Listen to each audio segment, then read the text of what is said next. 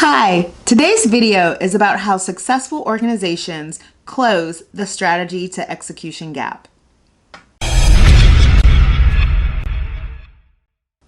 Hi, I'm Nile Harris. I'm a life strategist, business consultant, and speaker working with growing and transitioning entrepreneurs and professionals to pursue their passion with a plan by gaining clarity, setting goals, and getting things done. Now, before we get started with how successful organizations transition from strategy to tactical execution, take a moment to subscribe to my YouTube channel and turn on the alerts so you know when I post new content. Also, follow me at I'm Nile Harris on Facebook, Twitter, Instagram, and I'm on LinkedIn at Nile Harris. Now, let's get started with how do successful organizations close the strategy to execution gap. In other words, how do they go from planning their work to actually doing the work? The first thing that we want to do is really start with what is strategy. Let's just start at the very beginning, because I think a lot of organizations, now whether you're a startup, a solopreneur, you're a nonprofit, a major corporation, these all apply. Everything I'm about to tell you applies. And a lot of times, folks, if they're a small company, a startup, even if this is your side hustle, you still need a strategy, you still need clarity, you still need to get things done. And we're going to talk about what successful organizations do, no matter the size, to go from strategy to tactical execution. Now, first of all, let's just talk about what strategy is and what it is not. Now, I am a fan of Michael Porter, who has long been a thought leader in the space of strategy, and he eloquently says, and I'm paraphrasing, now strategy is about making choices about what we will and what we won't do. And you have to decide what it is that you want to be the best in the world at and go about that. Now, I posted a blog post about this, and it goes into a little bit more detail about what strategy is and isn't and some of the components that go into a good strategy. But this video is really talking about how you move from strategy into tactical execution. So in this video, I don't spend too much time on how to craft a strategy, but don't worry, I got you. I will be posting a video on that. But let's go back to strategy and just thinking about getting clear and being clarity, because what I do is I help people gain clarity, set goals, and get things done. I literally help individuals and startups, companies, whomever, go from that plan into doing, because that's my gift. That's really what I'm good at. So the first thing that we want to do is gain clarity, and we want to get clear about your mission and your vision. And, Simon Sinek is one of my favorite ones. In his book, Start With Why, it really explains the rationale behind why we need to decide why we are doing a certain business. Because if you're doing something for the money, you're not really going to be that successful. If you're doing it to change the world, or change your little piece of the world, or change one block, one city, a block at a time, there's a why behind it. And you really need to get crystal clear on your why and write it down. Everything that I'm going to tell you, by the way, everything always needs to be written down somewhere. Doesn't need to be fancy, but you want to get in the habit of writing things down, because it does help you gain clarity. So you want to know what your mission and your vision is. And, I'm somebody who constantly has to remind myself about the difference between mission and vision. Now, mission is who you are and what you're called to do. So my mission personally in life is to help close the health, wealth, and education disparity gap in America. And I do that in a multitude of ways, one of which is by educating people to take control of their destinies, to create their own pathways in life and never give up control of their life. Because part of the reason that there is a disparity gap is because other people who are in control of health, wealth, and education have put a lot of challenges and hurdles. And so I want to teach people how to make it over those challenges and hurdles. So my vision is to change the world one dream at a time. A dream realized can change the world. And gosh, if more people just believed, not even had the tools, but just believed that they could change the world, we could. And once you believe, the tools will appear. The resources will appear, not easily, right? You don't go from wanting to change the world to the world being changed. But anyway, those are my missions and my visions.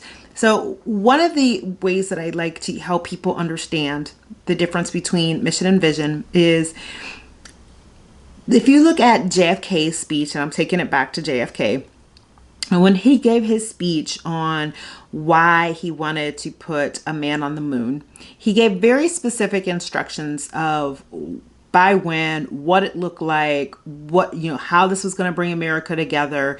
It was a mission. And that is what aligned everybody to this specific goal of putting a man on the moon. And he gave clear things that he wanted to see as part of this mission. Martin Luther King's I Have a Dream speech was a vision. That was an end state for him. It was a desired end goal. It was who, at the end of all of the work, who he wanted to be, who he wanted Americans to be. He wanted there to be a world where little black boys and little white boys and girls and black boys and girls, they all played together. You know, the speech, you know the speech. But that was a vision. And a lot of times a vision should be scary and it should be big, big, hairy, audacious goals, or a BHAG. It should be something that you're reaching for, and it's going to take some work to get there. St. Jude's vision is a world where no child dies of cancer. That's big, but everything that they do aligns to that. Everything that JFK did aligned to putting a man on the moon. Everything that Martin Luther King did aligned to the dream that he had. Everything that St. Jude does aligns to creating an environment where research happens to end childhood cancer. And so you want to sit down and you want to think about those three things. Why? Your mission, your vision. Because successful companies know where they are going because they need to figure out how they're going to get there. If you don't know where you're going, if you don't know why you're going, any road will get you there and anything will distract you. So number 2, you want to determine your unique value proposition. Lots of fancy words in strategy and planning, but your unique value proposition, or your value proposition, is the value that you bring to your customer. So if your customer has certain pain points, your solution, or the strength of your solution, is your value proposition. I am somebody who really likes packaging, right? And how packaging looks and how it comes. But one of the things that irritates me is when I can't get the package open, right? Now, this is just a minor pain point. This is an example, but I can't get the package open. And so I love packaging that takes that into account, that's designed. It has small little details. It makes it an experience.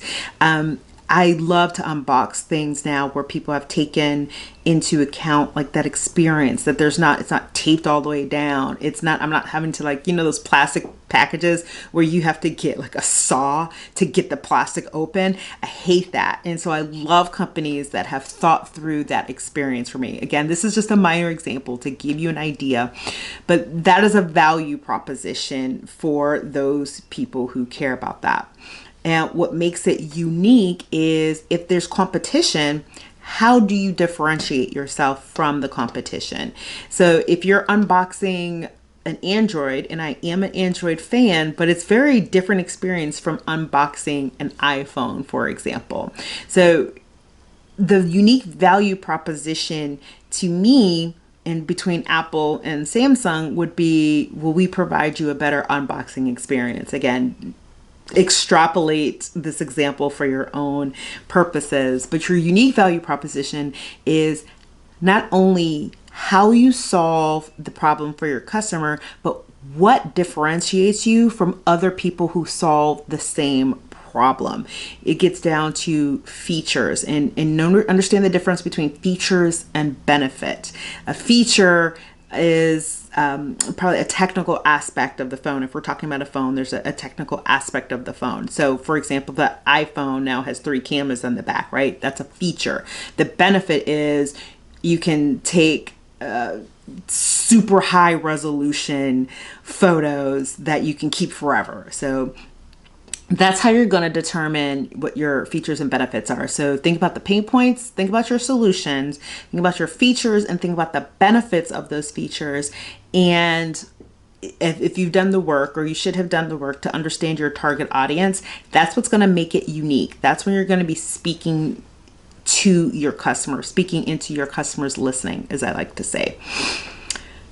Number 3 things that successful organizations do to move from strategy to tactical execution is that they conduct a SWOT analysis. So SWOT is strength, weaknesses, opportunity, and threats. Strengths and weaknesses focus on internal to the company. What does the company do well? What do they not do well?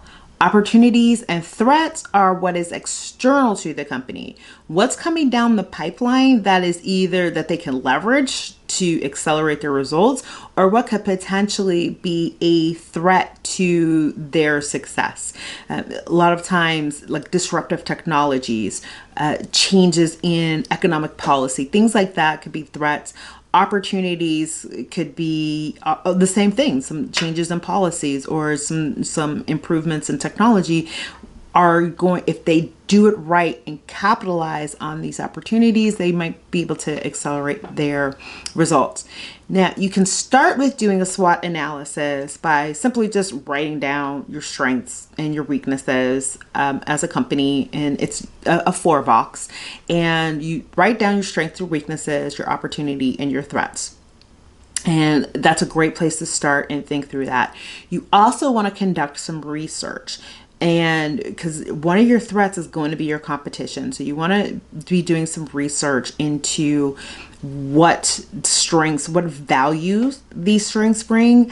For example, having a lot of operational strength doesn't necessarily strategically set you apart from your competition. And Michael Porter actually warns about this. That a lot of times organizations or companies will focus on creating operational strength as a way to differentiate themselves from their competition and then call it a competitive advantage, when in fact operational efficiencies or operational excellence isn't that difficult to replicate. So when I'm talking about operational effectiveness, speeding up your supply chain line is not necessarily a strategic advantage, because eventually, even if you're faster than your competition, eventually your competition will figure out how to produce faster.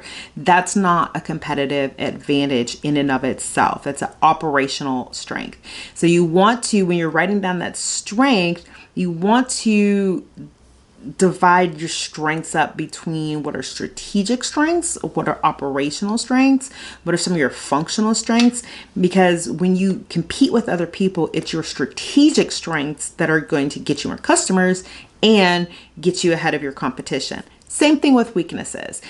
What are the weaknesses that are going to keep you from capitalizing on your competition? So for example, going back to supply chain line, if your supply chain line is a weakness and you haven't quite gotten your throughputs all together, you haven't quite gotten it laid out the way that you would want it to be, and it's slowing production down, that's an internal thing that you control, but it's a weakness, and it's going to prevent you from gaining more customers because they can't meet their goal.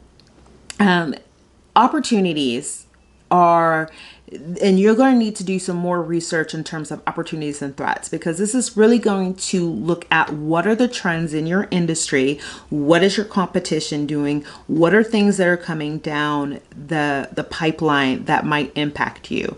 Like for example, when you look at the credit card companies or you look at banks, a few years ago when identities being stolen or credit cards being stolen right out of machines at the point of sale when customers were running their credit cards, you could see that the trend would be toward more security. So banks were probably preparing to have to put microchips into cards long before it was announced. Microchips were already available in Europe. So they already knew at some point that this was probably going to come to the US. So those companies that were looking forward, thinking, okay, this is a trend, this is something that's going to impact our business, and this is potentially a threat to our business if we're not prepared. Another threat to the business in and of itself is, in this case, is identity theft and the stealing of numbers and things like that. Because eventually what ultimately happens is if the consumer can show, well, I didn't charge $10,000 on my card, the company is the one that ends up eating that $10,000. And then the taxpayer is ultimately who pays for that, because that $10,000 times however many customers had their identity stolen, that gets written off in taxes in some shape or form.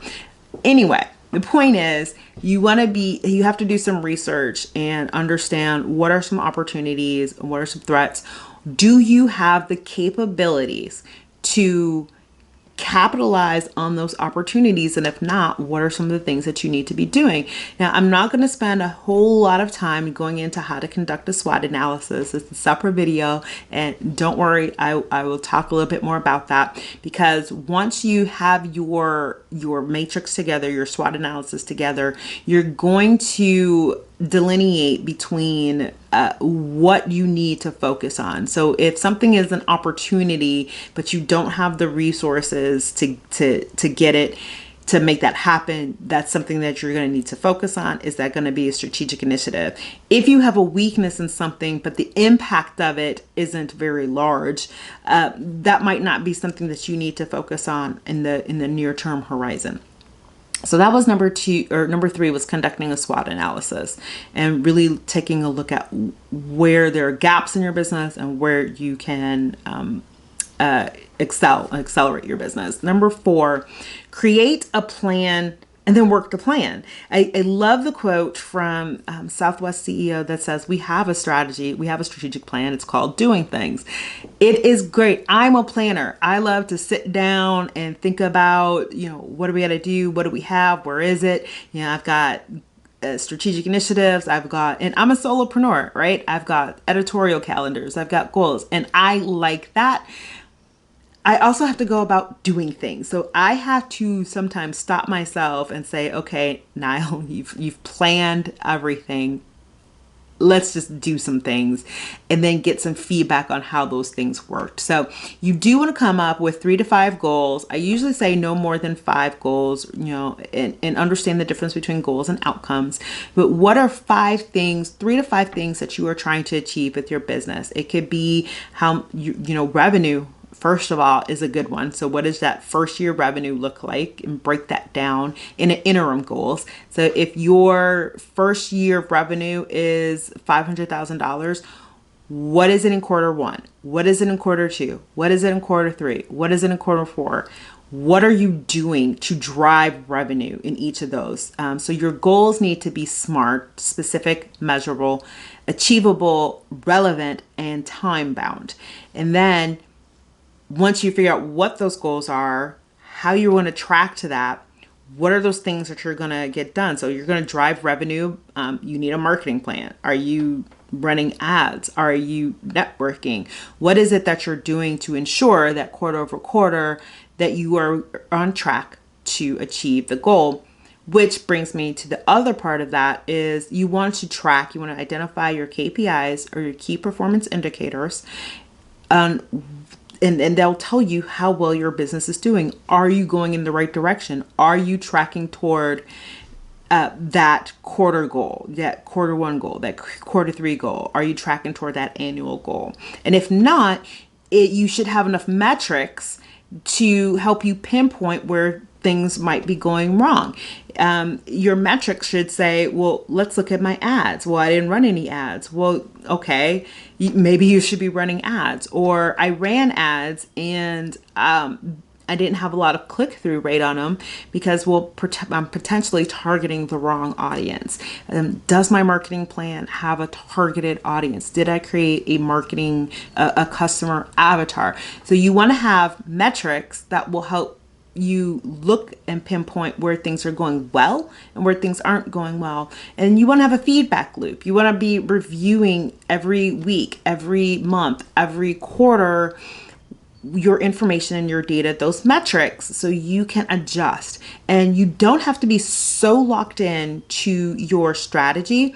A lot of times, companies will be like, well, this is our strategy. We spent 3, 4, 5 months planning the strategy. And by the way, planning a strategy over 3, 4, 5 months is too long.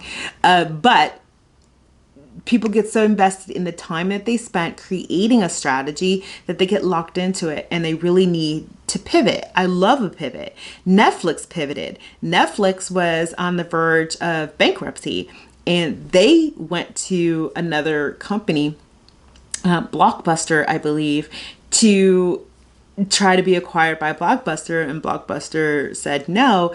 And Netflix went back to the drawing board, completely pivoted their strategy, and now we're all Netflix and hanging out. But they pivoted their strategy. There are other companies that also pivoted their strategy, but the vision didn't change. The mission doesn't change. That doesn't change. Your strategy might change, your plan might change because the world changes really fast and you have to be able to keep up with it. So you don't want a strategy that's just so set in stone and so locked in place that it can't flex and move with the way that the world flexes and moves. So create the plan, work the plan, revisit the plan often, and make sure that these goals still make sense. Just because you started off with 5 goals doesn't mean you need to end with 5 goals. I worked in an organization where I ran strategic planning, and it was a nonprofit organization, and they actually started off with something of like, when I came into the organization, they had something like 12 goals, and we were able to bring that down to 8. But as we walked through the year, we were able to take some of those goals off because we either didn't have the expertise, we didn't have the resource, it didn't align to what needed to be accomplished for that year, it didn't align to what our stakeholders needed or wanted, and didn't align to the strategy. And so we would take some things off, or we would, set some things aside, and maybe we need to do that another year. So don't be afraid to take a goal off if it no longer makes sense or you can't accomplish it at that time. The last thing, number 5, way that successful organizations transition from strategy into tactical execution is to be a futurist, is to be looking around corners. And I touched on this in the SWOT analysis when I was talking about opportunities or threats. Those are sort of the near-term things that are coming in, in the landscape of about 1 to 3 years. You want to be looking at 3, 5, 10 years. A lot of, and here, coming from medical devices, there's a lot of talk about what the disruptive technologies are that are coming. And so if you're in a technology, what are those things that are being developed that have the potential to severely impact your business? How can you get ahead of it? How can you participate it? How can you get it into your own pipeline? But you need to be a futurist. You need to be reading and thinking about what is coming. So if it's just you, or if you're a team, I recommend taking 1 week a quarter to just research. And I don't mean like stop doing everything else, but you want to be very mindful in that week about, okay, what are some of these trends that are coming? You should always be reading. You should always be learning. That is really the key to success. But you want to take this week because you also want to be able to integrate the information that you're getting, and you want to be able to get it on the radar if you think it's going to be significant, if it's going to be 5, 7, 10 years from now. And also some of the things that when you're thinking about competition that I think a lot of people don't think about is think about what currently exists as your competition, and also think about doing nothing as your competition. So, and what I mean by that is we talk about in healthcare, especially when you're talking about surgery, you're talking about the standard of care. or the golden standard, and then you have kind of what the new technology is. So open heart surgery is the standard of care. That's if there's a defect in the heart, you open up the heart, that has been the standard of care. So if somebody's doing a minimally invasive procedure on the heart to do the same repair, the same surgery, but they're doing it without opening the patient, that's a new technology, so to speak. So think about that standard of care as the competition, or if the patient chooses to do nothing and just see what happens. Doing nothing is also part of the competition. So when you're looking out, even when you're doing your SWOT analysis and when you're looking at being a futurist and looking out, keep those two things in mind. Also keep in mind, try to connect dots. And this is really important about keeping up with reading and taking that week to look at and read about things that you think might be unrelated to you. Connect the dots. That will help you connect the dots. There are technology is allowing companies that are in one industry to partner and integrate into other industries. So don't think, like the mobile phone, it was just a phone, but now we can call a car, we can order food to our homes, we can order groceries to our homes, and all on the phone. So do we really still need computers and laptops, anymore? So you need to be looking at things that could potentially, that are in one industry that could integrate into your industry. So these are just some of the things to think about, but they're futurists. They're not waiting flat-footed to see what happens. They stay ready so they don't have to get ready. And those companies that can flex and move and with the waves, because they saw the waves coming a long time ago, those are the companies that are still around 10, 20, 50, 60 years later and are doing well and are doing successful. So there it is. Those are the 5 things that successful companies do. It does not matter how big you are. I do strategy and planning for just myself. I help, small startups do it. I've done it with a nonprofit, in schools. It does not matter what industry. It does not matter how big you are. Taking time to create a strategy, your why, your mission, your vision, then determining your unique value proposition, doing a SWOT analysis, and creating a plan and then working that plan, and then also being a futurist. These are the things that companies are actively doing to be successful. So that's it. I hope this was helpful. If so, please share in your communities. Follow me at I'm Nile Harris on Twitter, Facebook, and Instagram. Catch me on LinkedIn at Nile Harris. I would love for you to comment and ask me questions below. And I look forward to the next time that we're together.